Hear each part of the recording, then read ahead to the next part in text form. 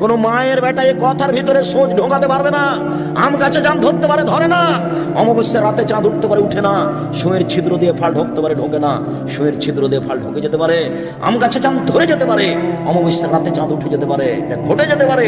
আমি যে কথা বলছি এই কথাতে সন্দেহ আছে বলে কিয়ামত পর্যন্ত চেষ্টা করলে সরিষা ঢোকানো যাবে না। যা বলছি তাই থাকবে। ও কি বেশ্যালয়ের মেয়ে?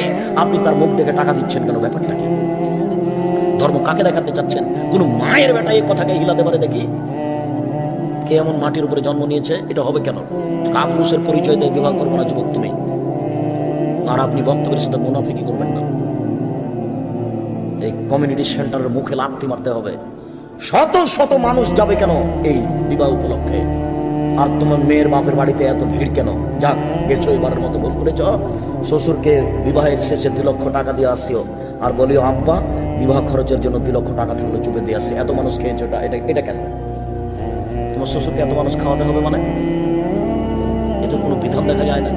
সাথে সাথে এটা রাজশাহী চাঁপাইনবাবগঞ্জ আছে, ওই পরের সাথে মেয়েরা যায়, তাকে চাঁপাইনবাবগঞ্জের ভাষাতে ডুলি বিবি বলে। এগুলো কেন? মেয়েরা যাচ্ছে কেন তোমার সাথে? তোমার চাচাতো বোন, তোমার খালাতো বোন, তোমার ভাবি, এরা সবাই কেন বেশ্যালয়ের বেশ সেজে যাচ্ছে? তোমার সূচনাতি জেনা। তোমার ভাবি তোমাকে হলুদ মাখেছে, এটা একটা জেনা। তোমার চাচাতো বোন তোমাকে হলুদ মাখেছে, এটা একটা জেনা।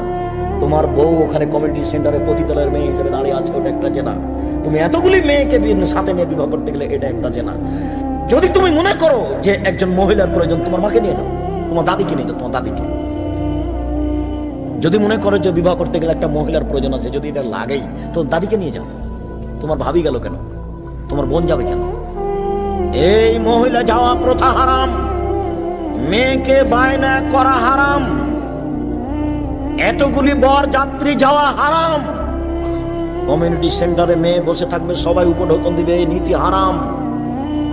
বরের জন্য এইসব পোশাক তৈরি করতে হবে, এই নীতি হারাম। এই গীত গাওয়া হারাম, এই রং দেওয়া নীতি হারাম। বর যাত্রী এসেছে, তার জন্য বিবাহ ঘেরা হচ্ছে ফিতে দিয়ে, ফিতে কেটে দিয়ে টাকা দিয়ে ওরা ভিতরে ঢুকবে, এই নীতি হারাম। বরকে লক্ষ্য করে কোনো কোনো এলাকাতে থাকতে পারে 1 গ্লাসে দিয়েছে চিনির শরবত, আর একটাতে দিয়েছে লবণের শরবত। এই প্রতারণা হারাম। একটা পানে দেওয়া আছে মিষ্টি, আর একটা পানে দেওয়া আছে লবণ বা আরো কিছু। এই প্রতারণা নীতি হারাম। তোমাকে এইসব নীতিতে লাথি মেরে কবর দিতে হবে, এই জন্য তুমি জন্ম নিয়েছ। সম্মানিত উপস্থিতি, বিবাহকে লক্ষ্য করে যা কিছু করা হচ্ছে সবই হারাম। এরপরে বিবাহের বৈঠকে বসা হোক, মোহর নির্ধারণ হবে। মেয়ের কাছে বিবাহ পড়ানো না জায়েজ, মেয়ের কাছে বিবাহ পড়ানো হারাম।